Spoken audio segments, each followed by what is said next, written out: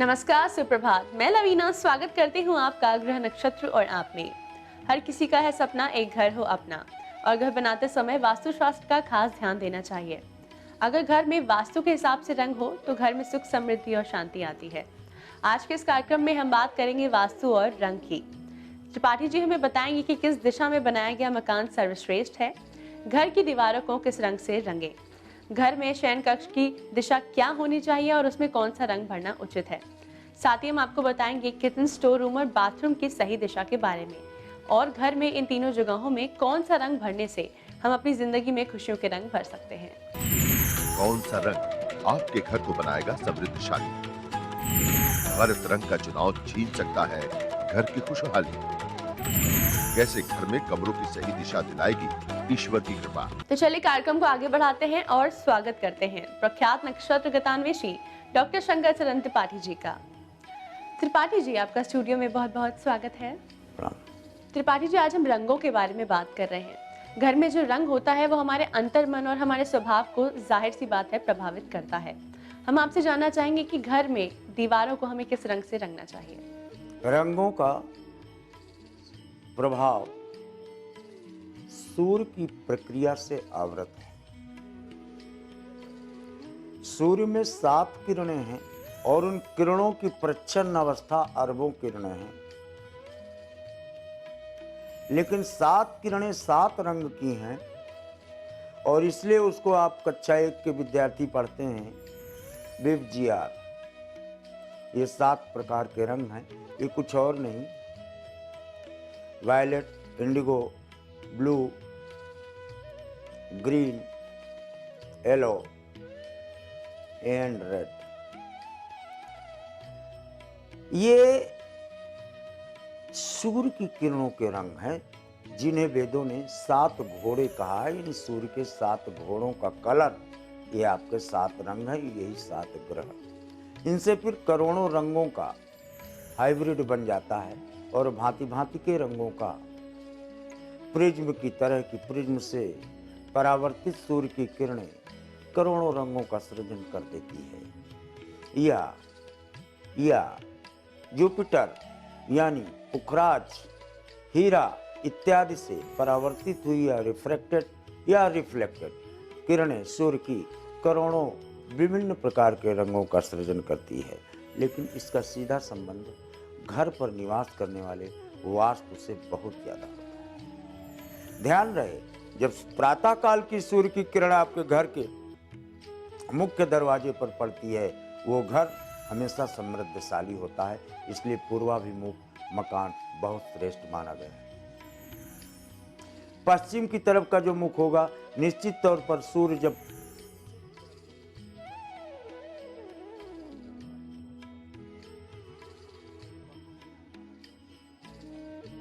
उसको मिल पाती है, और दक्षिण की तरफ तो पूर्व और दक्षिण के कोने पर घूमता हुआ सूर्य तप देगा, और उत्तर और पूर्व सर्वश्रेष्ठ माना गया है, क्योंकि इसमें पूरब की भी और उत्तर दोनों तरफ की ऊर्जा प्राप्त होती है। इसलिए इनसे विभिन्न प्रकार के रंगों का सृजन, सवेरे जब पूर्व की तरफ से सूर्य की किरण होगी तो सफेदी लिए हुए रंग होगा, जो समृद्धता का प्रतीक होगा। पूर्व दक्षिण पर जाएगा तो लालिमा लिए हुए रंग रहेगा, और पश्चिम की तरफ जाएगा तो सफेद, लाल और नीलाश्म द्युति की अवस्था प्राप्त होगी, और उत्तर और पूर्व में पीलापन और लालिमा लिए हुई होगा। और यही वास्तु का सबसे बड़ा कारण बनता है। आपका अगर ड्राइंग रूम या आपका भोजन बनाने का रसोई, स्टोर रूम, गेस्ट रूम, शयन कक्ष, ये चीजें किस रंग से होनी चाहिए, ये सूर्य की आवृत्तियों के अनुसार वेदों ने वास्तु विज्ञान के तहत निरूपित किया है। त्रिपाठी जी ने हमें बताया कि उत्तर पूर्व मकान सबसे सर्वश्रेष्ठ माना जाता है। त्रिपाठी जी, अब हम आपसे बात करना चाहेंगे शयन कक्ष की। पूरे दिन की थकावट के बाद शयन कक्ष में हम रात भर आराम करते हैं, तो शयन कक्ष का रंग क्या होना चाहिए और सही दिशा क्या होनी चाहिए। गृहस्थ स्वामी का बेडरूम से तात्पर्य गृहस्थ स्वामी के बेडरूम से होता है, सबका बेडरूम नहीं होता। और वास्तु का विन्यास वास्तव में हमारे ऋषियों ने चींटियों के द्वारा, चींटी से बड़ा कोई शिल्पकार नहीं। जिमि पिपील कऊ परम लघु बिनु श्रम पारई जाई। पिपीलिका को चींटी कहा गया। 1100 किलोमीटर के समुद्र को लांग जाती है चींटी, लेकिन मनुष्य नहीं। हनुमान को छोड़ के कितना अंतर पड़ता है। चींटियां वास्तु का जो निर्माण करती हैं, मदर आंट के लिए, मदर चींटी के लिए बहुत बड़ा ड्राइंग रूम होता है। इसके बाद सब चींटियों के लिए अलग अलग बेडरूम होता है। आंगन कहाँ होना चाहिए, रसोई कहाँ होना चाहिए, वॉशरूम कहाँ होना चाहिए, समस्त चीजें चींटी जब अपना घर बनाती हैं उसमें इनका निर्माण करते हैं। और उसी को हंट करके, रिसर्च नहीं करके, हंट शब्द का प्रयोग है, यानी उसी को शिल्पकारों द्वारा देख लेने के बाद शायद विश्वकर्मा की द्वारा सिद्ध किए हुए वास्तु विज्ञान को चींटियों ने सर्वप्रथम उपयोग में लाया है। और इसके बाद चींटियों द्वारा बनाए हुए वास्तुकला को फिर मनुष्य और इंजीनियर्स अपने प्रोफेशन में इसको समाहित किए हैं, ऐसा प्रमाणों से जाना जाता है। इसलिए आपका जो शयन कक्ष गृह स्वामी का होना चाहिए वो पूर्व दक्षिण में होना चाहिए, और गुलाबी, हल्का लाल, पिंकिश या लालिमा लिए हुए, ब्राउनिश, ऐसे कलर्स समृद्ध, सुख और हेल्दी एटमॉस्फेयर को जन्म देते हैं। तो अगर आप भी अपना घर बनवा रहे हैं तो अपने शयन कक्ष का रंग गुलाबी या हल्का लाल ही रखें। त्रिपाठी जी, अब हम आपसे बात करना चाहेंगे किचन के बारे में। महिलाओं का ज्यादातर वक्त किचन में ही गुजरता है, तो किचन का रंग क्या होना चाहिए और क्या सही दिशा है किचन की? क्रीम एंड आइसक्रीम, अगर ये आप खाए हो तो क्रीम और आइसक्रीम थोड़ा सा हल्का लालिमा लिए हुए, ये कलर रसोई के लिए सर्वोत्तम माना गया है, जो रक्त का द्योतक है। और जितने भी अन्न पचामन्नम चतुर्विधम, 4 प्रकार से रस, ठोस, अर्धठोस और पाक, ये 4 प्रकार के भोजन ही रसोई में बनते हैं और इन्हीं से 56 प्रकार के व्यंजनों का सूत्रपात होता है। और ये सब के सब केवल रक्त का शोधन, रक्त को और हीमोग्लोबिन को बनाए रखने के निमित्त भोजन की आवश्यकता है। ये कारण है कि इसमें लालिमा लिए हुए ही दिवाले होना चाहिए। और दक्षिण पूर्व, उत्तर और उत्तर पूर्व कोने पर रसोई का होना सर्वोत्तम माना गया है। तो किचन में जो रंग का प्रयोग होता है वो हल्का ही होना चाहिए, जैसे ऑफ वाइट या क्रीम। त्रिपाठी जी, अब हम आपसे बात करना चाहेंगे स्टोर रूम की। स्टोर रूम वो जगह होती है जिसमें उन चीजों का जमावड़ा होता है जिनका हमें ज्यादा प्रयोग नहीं करना होता। तो हम आपसे जानना चाहेंगे कि स्टोर रूम का रंग क्या होना चाहिए और घर में स्टोर रूम किस दिशा में होना चाहिए? Store room must always adjoint to रसोई, ये ध्यान रखें। रसोई से जुड़ा हुआ कमरा ही स्टोर रूम होता है और ये धन सूचक होता है। रसोई से जुड़ा हुआ अगर कमरा रंच मात्र भी आपके पास स्टोर रूम है, वो घर समृद्धशाली रहेगा। वहां धन अस्थिर नहीं, स्थिरत्व को प्राप्त होता है। और इसका भी रंग लालिमा और रोजी कलर कह सकते हैं, ब्राउनिश, गेरुआ, इन कलर से स्टोर रूम को पोतना चाहिए। हमारे कहने पे मत जाओ, उसका मूल कारण है स्थायित्व तो अंत में लाल रंग को मिलता है या तो काले रंग को। आपका रक्त जब तक जीवित अवस्था को प्राप्त है तब तक वो लाल है, ध्यान रहे। और जैसे ही वो मृत होता है वो नीला पड़ने लगता है। यानी 2 ही मूल हैं, जब तक जीवित है तब तक लाल, और जब मृत होते हैं तो नीला। सिद्ध है कि हम स्थिरत्व को प्राप्त करने के लिए लालिमा लिए हुए स्टोर रूम की दीवारों को रखें तो अच्छा है। तो अगर आप भी अपने घर में स्टोर रूम बनवा रहे हैं तो उसका रंग लालिमा लिए हुए या गेरुआ रंग ही रखें। इसी के साथ वक्त हो चला है एक छोटे से ब्रेक का। ब्रेक के बाद हम जानेंगे घर में बाथरूम की सही दिशा क्या है और बाथरूम का रंग क्या होना चाहिए। आप बने रहिए हमारे साथ कार्यक्रम ग्रह नक्षत्र और आप में।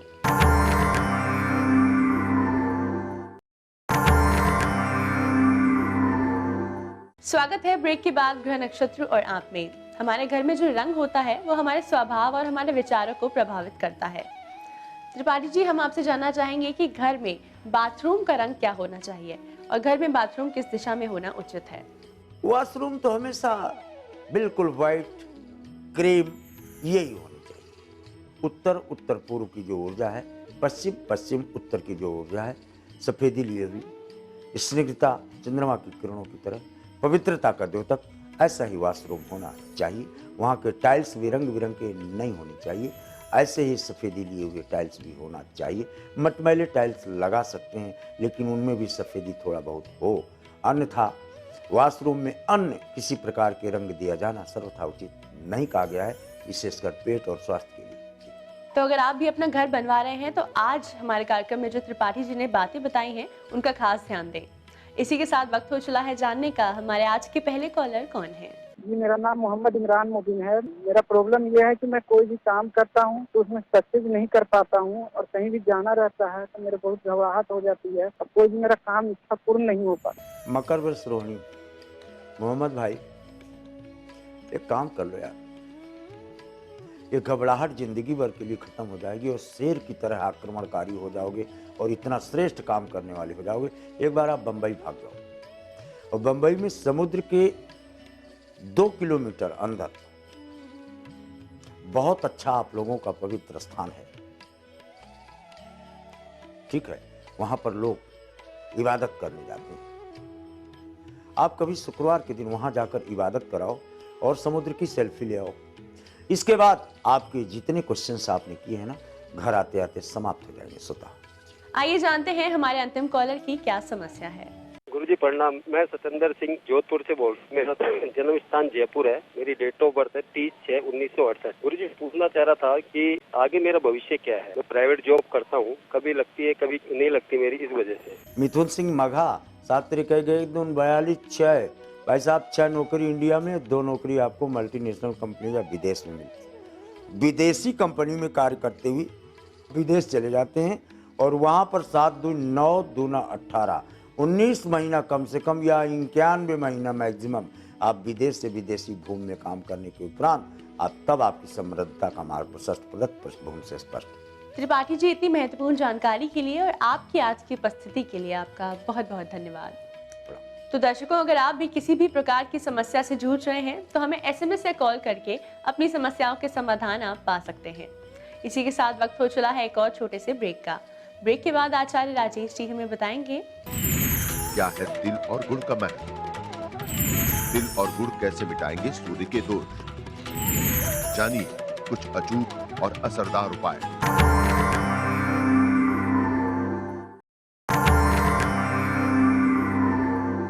स्वागत है आपका ब्रेक के बाद ग्रह नक्षत्र और आप में। इस समय स्टूडियो में हमारे साथ मौजूद हैं आचार्य राजेश जी। राजेश जी, आपका स्टूडियो में बहुत बहुत स्वागत है। नमस्कार। आज है तारीख 13 जनवरी और दिन है शुक्रवार। आइए जानते हैं क्या कहता है आज का पंचांग।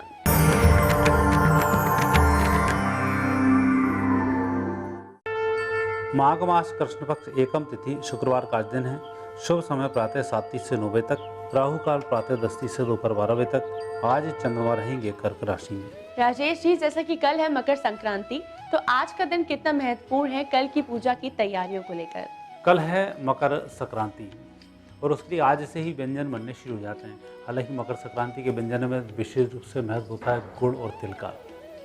गुड़ और तिल के लिए भी एक दिन पहले ही इसमें बनाया जाता है। वैसे तो पहले भोजन कभी भी बना सकते हैं, परंतु जिस सामग्री से पूजन की जाए, सूर्य का पूजन किया जाए, वह एक दिन पहले ही बननी शुरू होती है और उसकी आज शुरुआत करते हैं दोपहर 12 बजे के बाद। ऐसा करने से मकर संक्रांति भी अच्छी होती है, भाग्य भी अच्छा होता है और गुड़ और तिल का जो विशेष महत्व होता है दोपहर 12 बजे से प्रारंभ हो जाता है।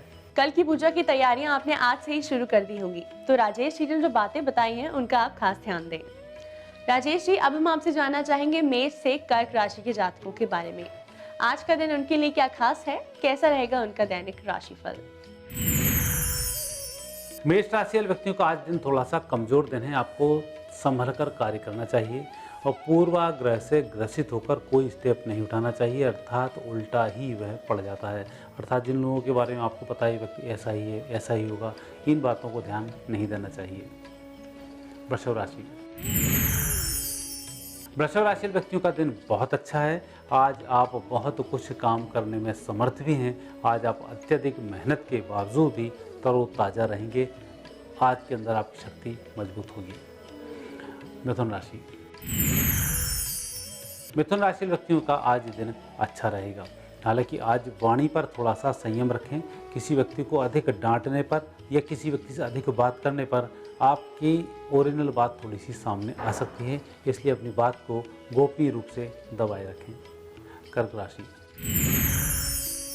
कर्क राशि व्यक्तियों का दिन अच्छा दिन है, अच्छे लाभ का दिन है, मानसिक तनाव को दूर करने का दिन है और आज आप यही करते रहेंगे। योग प्राणायाम करके घर से बाहर जाएं और भी अच्छा होगा। कर्क राशि के जातकों के लिए आज का दिन बिल्कुल शुभ है, तो आप निश्चिंत रहें। राजेश जी, हम आपसे जानना चाहेंगे कि मकर संक्रांति की पूजा में गुड़ और तिल का महत्व क्या होता है। मकर संक्रांति के दिन हम तिल मिलाते हैं, गुड़ मिलाते हैं। गुड़ का संबंध होता है सूर्य से और तिल का संबंध होता है शनि से, और शनि की राशि में जब सूर्य का प्रवेश होता है तब मकर संक्रांति होती है, इसलिए गुड़ और तिल को बनाया जाता है। इसमें हम गुड़ की मात्रा अधिक रखते हैं और तिल की मात्रा कम रखते हैं, तो ऐसा करने से सूर्य के दोष समाप्त होते हैं। यदि हमारी पत्रिका में सूर्य नीच राशि का है तो आपको गुड़ अधिक मिलाना चाहिए, तिल उसमें कम मिलाना चाहिए। यदि आपका शनि नीच का है तो आपको तिल अधिक मिलाना चाहिए, गुड़ उसमें कम मिलाना चाहिए। यदि आपके दोनों ग्रह बहुत अच्छे हैं तो दोनों चीज़ों को बराबर मिलाना चाहिए। यह आपके भाग्य देख ली बहुत अच्छा होता है। हम आपसे जानना चाहेंगे सिंह से वृश्चिक राशि के जातकों के बारे में। आज का दिन उनके लिए क्या खास है, कैसा रहेगा उनका आज का दिन। सिंह राशि वाले व्यक्तियों के लिए आज का दिन थोड़ा सा खर्चीला साबित होगा। हालांकि जिस जगह खर्च कर रहे हैं वह बहुत अच्छी है, परिजन आपसे आज प्रसन्न रहेंगे। कन्या राशि व्यक्तियों को आज महत्वपूर्ण कार्य करने हैं और आज दिन भर आपको व्यस्त रहना है, तो थोड़ी सी ऊर्जा को आज बचा कर रखें। अपने भगवान का पूजन करके ही घर से बाहर जाएं, अच्छा रहेगा। तुला राशि। तुला राशि व्यक्ति की आज व्यस्तता व्यवसाय के बहुत अधिक हैं। यदि आप नौकरी भी करते हैं और कुछ व्यवसाय भी करते हैं तो आज आपकी दोहरी जिम्मेवारी आपके पास आ सकती है, दोनों जगह तालमेल बैठाना होगा। वृश्चिक राशि व्यक्तियों को आज जो भी कुछ करना है अकेले ही करना है। आपके मित्र चाहते हुए आपकी मदद नहीं कर पाएंगे, इसलिए उनसे बुरा मानने की आवश्यकता नहीं है। वृश्चिक राशि के जातक आज अपना मनोबल बनाए रखें, क्योंकि आज आपको अकेले काम करना पड़ सकता है। राजेश जी, हम आपसे जानना चाहेंगे आज हमें किन चीजों का खास ध्यान रखना होगा, किन चीजों में हमें सावधानी बरतनी होगी। आज के दिन आपको एक थोड़ी सी सावधानी रखनी चाहिए। वह सावधानी रहेगी यात्राओं के संबंध में। जब हम कोई एक त्यौहार बढ़ाता है उसके पहले हम कोई यात्राएं करते हैं तो उन यात्राओं में सबसे पहले हमें भगवान के मंदिर में जाकर दर्शन करके यात्रा प्रारंभ करनी चाहिए, तब हमारी यात्राएं सफल होती हैं। और आज के दिन भगवान के पूजन का विशेष महत्व होता है। आप अपने इष्ट देव का पूजन करके यात्रा प्रारंभ कर सकते हैं। अब वक्त हो चला है जानने का अंतिम 4 राशियों के बारे में, यानी धनु से मीन राशि के जातकों के लिए आज का दिन कैसा रहेगा, क्या है उनके लिए आज के दिन खास। धनु राशि वाले व्यक्तियों का आज समय थोड़ा सा विपरीत समय है। आप स्वास्थ्य का विशेष ध्यान रखें और दोपहर के बाद आप भूखे नहीं रहें, इसका भी विशेष ध्यान रखें। मकर राशि व्यक्तियों का आज दिन अच्छा रहेगा, व्यवसाय भी फलित होगा, कुछ नए लोगों से आज मिलना भी होगा और उसमें ही दिन व्यतीत हो जाएगा। कुंभ राशि व्यक्ति को आज विजय श्री की प्राप्ति होगी, विवादास्पद मामले भी हल होंगे, पेंडिंग फाइलें भी आज निपटेंगी और अधिकारी भी आपको सपोर्ट करेंगे। मीन राशि व्यक्तियों का आज दिन बहुत जल्दी कार्य संपन्न करने वाला दिन है। आप अपने कार्यों की एक सूची तैयार करें और सूचीबद्ध तरह से कार्य करना शुरू करें। दिन भी अच्छा होगा, काम भी बन जाएगा, मन भी प्रसन्न रहेगा।